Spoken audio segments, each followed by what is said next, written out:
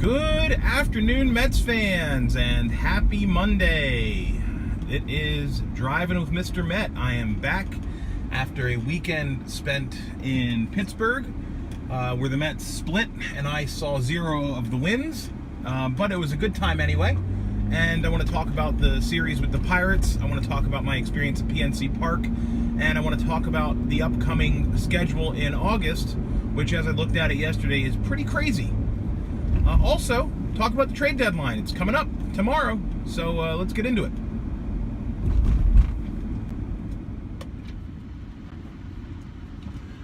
So as I said, I was in Pittsburgh this weekend with my brother. We went to PNC Park to see the Mets lose 2 games to the Pirates, but they did manage to split the series with a team that's pretty red hot right now, so I guess that's okay. The most memorable thing for me was just PNC Park in general. If you've not been to PNC Park in Pittsburgh, put it on your list of places to go. It's a beautiful stadium. It's a great city, and it's one of the nicest places to watch a ball game. No bad seat in the house. Unbelievably friendly fans and people in the town. Just a really nice place to watch baseball. And as opposing teams can go, the Pirates are very low on my list of teams to dislike, so I'm encouraging all of you to head out to Pittsburgh. We met a lot of nice and fun Mets fans while we were in town, and you know, it's interesting. I said this to my brother while we were walking around in Pittsburgh before the game, and then walking around the stadium during the game. Even when we're bad, you know, the Mets are bad, and boy, we are bad this year, but even when we're bad, the Mets fans really do travel well. I don't know if it's because the majority of them are from New York City and can get anywhere pretty easily, but it's just cool to see the blue and orange on the road, and again, a really good representation of the team and the fans in Pittsburgh this weekend. Jacob deGrom pitched on Saturday, and as always, he pitched well. Not quite what we've come to expect from Jake, having him give up 3 runs. But what we do expect is that the Mets don't score for him, and that was certainly no different on Saturday. The Mets were blanked 5-0. deGrom was pissed, more so at himself, I think. I noticed him coming off the mound after the 7th inning, and he didn't slam his glove down or anything. He didn't do anything demonstrative in view of anybody, but he immediately walked into the dugout, made a hard right, and then made a hard left down the clubhouse. And I imagine he probably smashed something down there, because he's got to be frustrated. It's frustrating to watch him, and you know, he didn't get the support that he deserves. And it wasn't for lack of trying. The Mets had a lot of hits, a lot of base runners, and all of them were left on base. So it was a depressing game for Jake. The night before was equally depressing, with Jason Vargas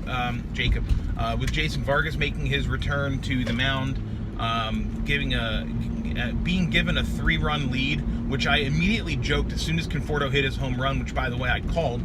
I did call it. I said, you know, it'd be nice if Jake could just get one of these runs tomorrow night, and then, of course, he got 0 of them.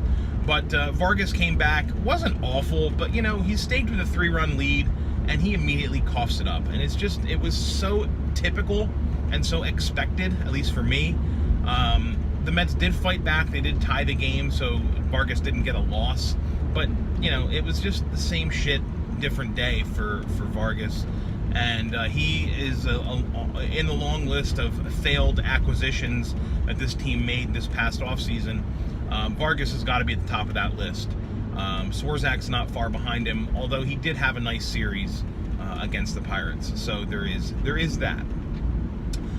Yesterday, it's worth mentioning, since I'm going to talk about the trade deadline a little bit, Zach Wheeler pitched brilliantly. He threw 7 innings of shutout ball. Very, very well done for Mr. Wheeler. And there's a car stopping in front of me for no reason, and that's always fun. Anyway, so yeah, Wheeler was great. The speculation during the broadcast, we were driving home, and the speculation was that this might be Wheeler's last start, and it might well be Wheeler's last start as a Met. And if it is, what a way to go. He pitched great. He drove in the only run of the game, which is so Mets. But I personally, I don't want to see Wheeler traded. Although I do understand the pros and cons of the potential deal. And the one thing to think about is that I've talked about the Murphy comparison ad nauseum, and I've said they've unlocked something in Zach Wheeler, and I'd hate to see some other team capitalize on that and take advantage of it. But at the same time, this is really the first time in his whole career that Wheeler has shown any signs of consistency, where he's showing that he can be this number 3 starter, this middle of the rotation, this solid middle of the rotation starter.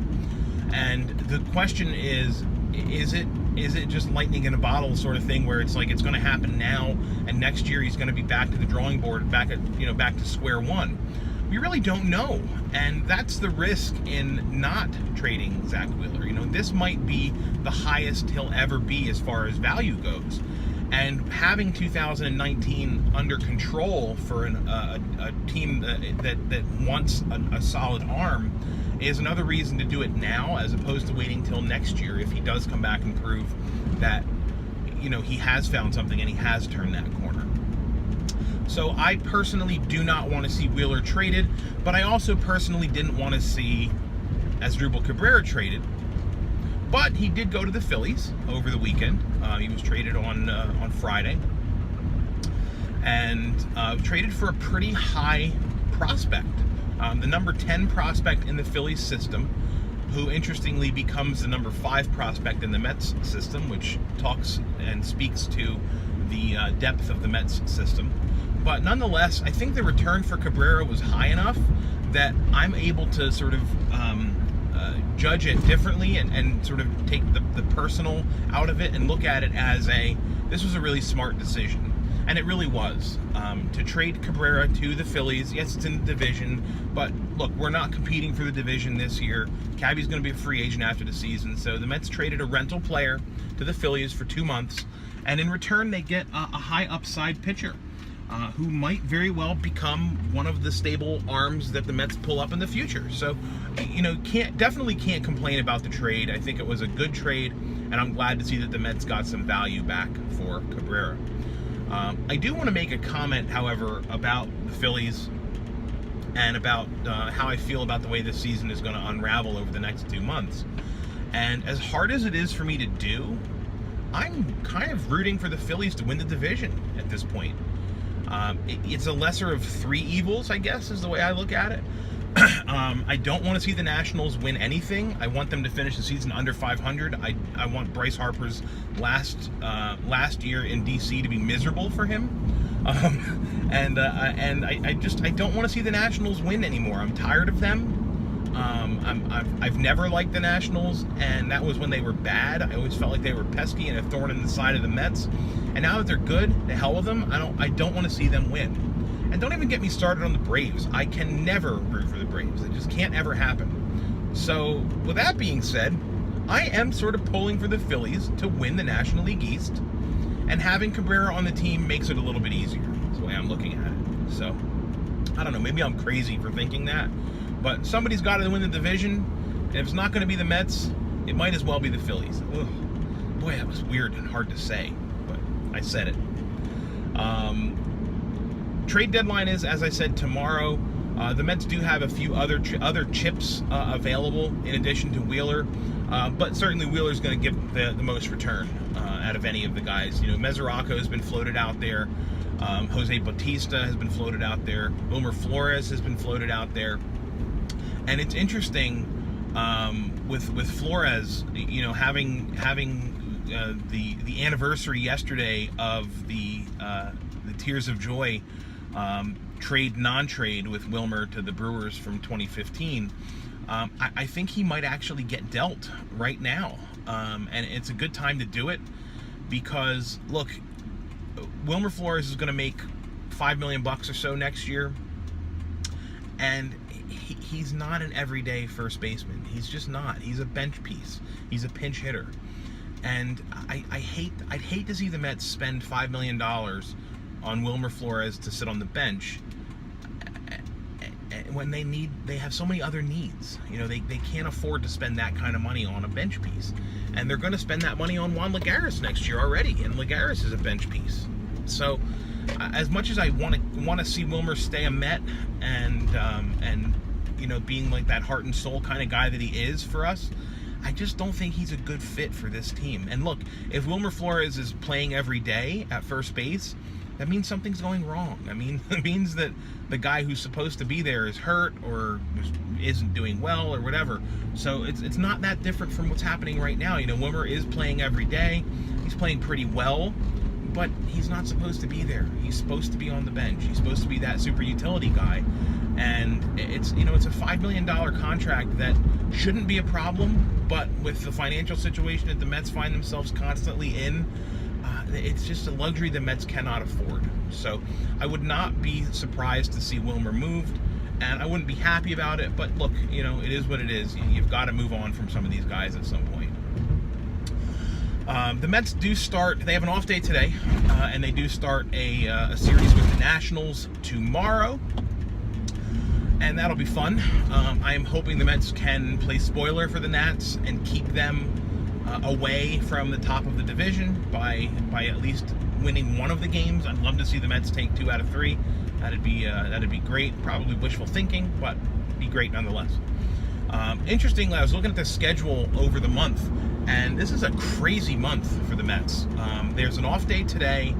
I think there's an off day next Monday as well. I think it's Monday, but they rattle off after that next off day like 20 straight or 21 games across 20 days.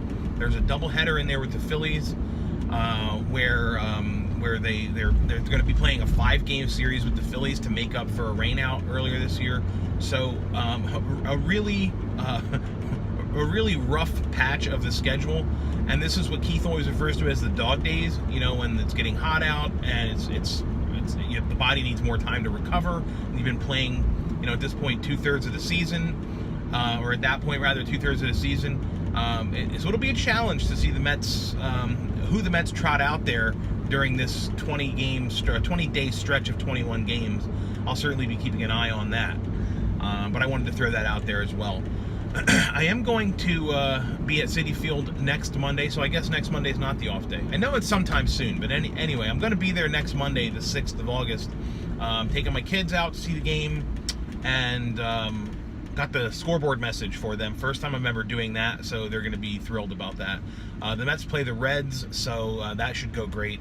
The Reds have been playing pretty well since really the beginning of the season. The Reds got off to a really crappy start, but haven't been playing badly at all since you know, the middle of May or so. So they've sort of turned things on for themselves, and they've got a really good offensive team. They always have, and it'll be interesting to see if Matt Harvey is A, still a member of the Reds, and B, what his reaction is going to be when he comes back to Citi Field, again, if he's still on the team.